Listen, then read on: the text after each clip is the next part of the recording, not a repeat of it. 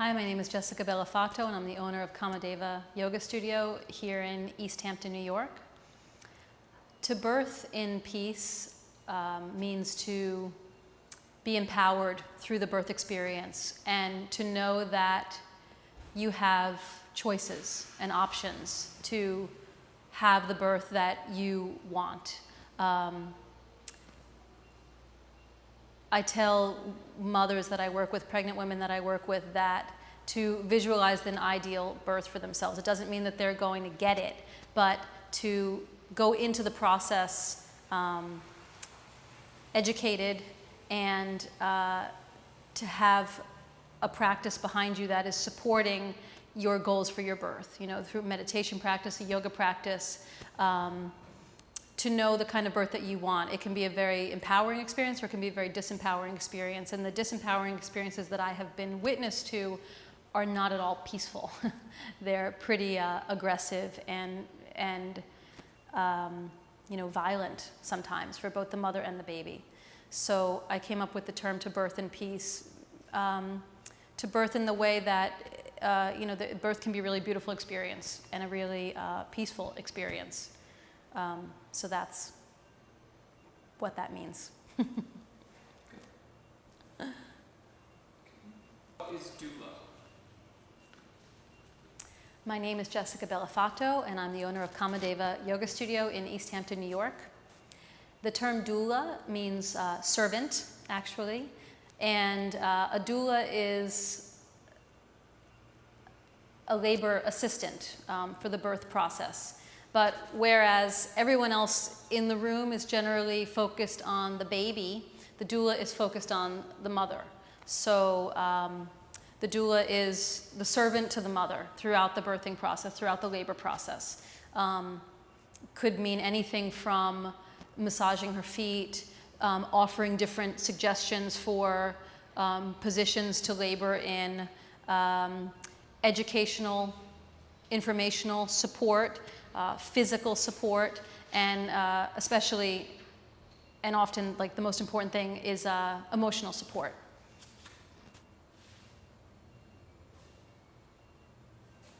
Why is yoga important during pregnancy?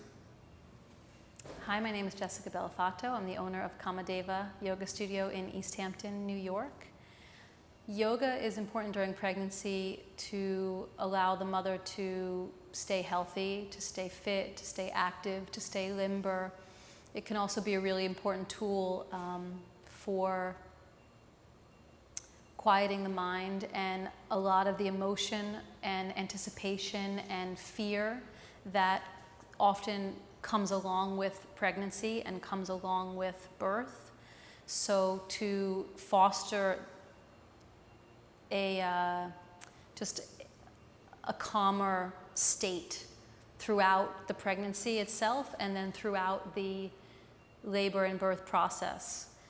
It's also, you know, we're really busy, most of us, whether taking care of other children or working or whatever the case may be. So your prenatal yoga practice becomes this time where you can just drop in and bond with your baby.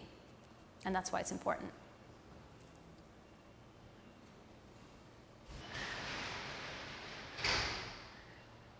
Hi, my name is Jessica Bellofatto, and I'm the owner of KamaDeva Yoga, in East Hampton, New York, yoga studio in East Hampton, New York.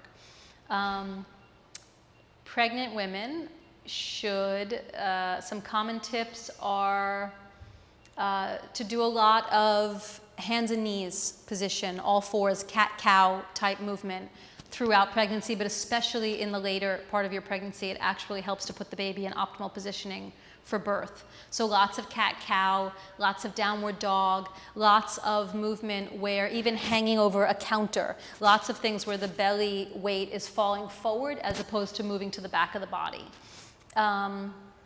Another thing that a lot of the pregnant women love in class is offering different ways, different positions to sleep in. You're not supposed to lie on your back after a certain point in pregnancy, so we do a lot of side-lying shavasana, final relaxation. And along with that, there's ways to really prop up the legs and prop up the body in such a way that the body feels really supported.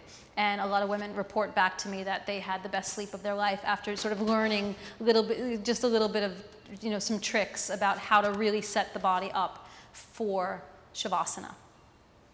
Okay. Actually, if you don't mind, I'm going to have you do that one more time. Okay. And just in the just to kind of go with what you just went over a little cleaner, and just make sure right in the beginning, just mention the statement first. Oh, okay, okay.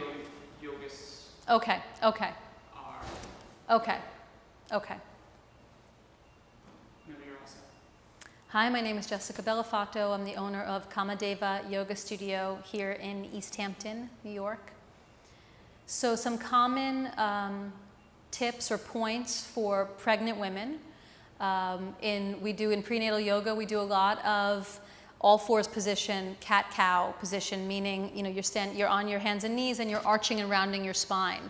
Really good to keep the spine supple, really good to open up the pelvis. And in general, especially in the later stages of pregnancy, it's important to do a lot of different poses, such as downward dog, such as cat-cow, even something like putting your hands on a counter and leaning back, where the weight of your belly, the weight of your baby is falling to the front of the body as opposed to the back of the body. It sets up the baby in optimal positioning for birth. So that's really key. Also, not to be a couch potato, not to lie on the couch or watch TV with the pelvis tucked under. So to do a lot of cat-cow and some back bends where you're really sticking the butt out behind you and moving the sitting bones apart sets the baby up in a good position. Another tip for prenatal women, prenatal yogis, is to lie on your left side for shavasana with a lot of support, with bolsters under the legs, with a bolster behind your back, a bolster under your belly.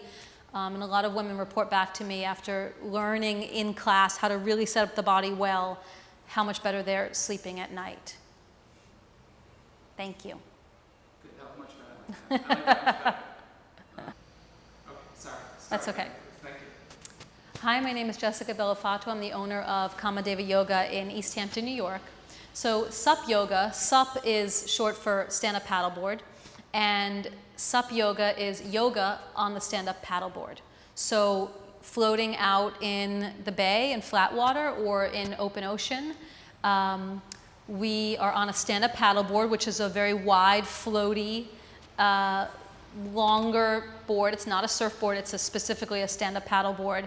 And we do yoga postures on the paddleboard. So you have this added element of core work, balance, and being outside, floating on the water, practicing yoga. That seems really hard. Okay. Hi, my name is Jessica Bellofatto. I'm the owner of KamaDeva Yoga in East Hampton, New York.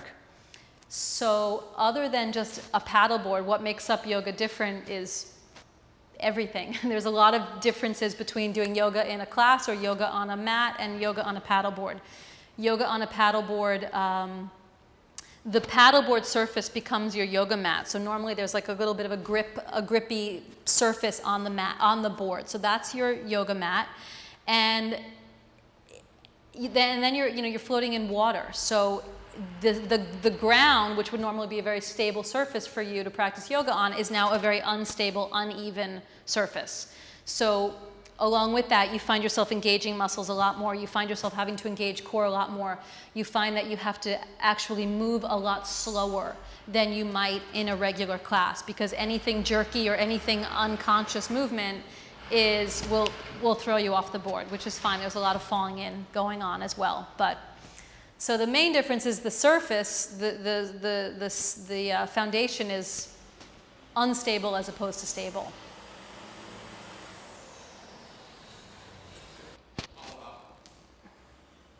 Hi, my name is Jessica Bellofatto, and I'm the owner of KamaDeva Yoga in East Hampton, New York.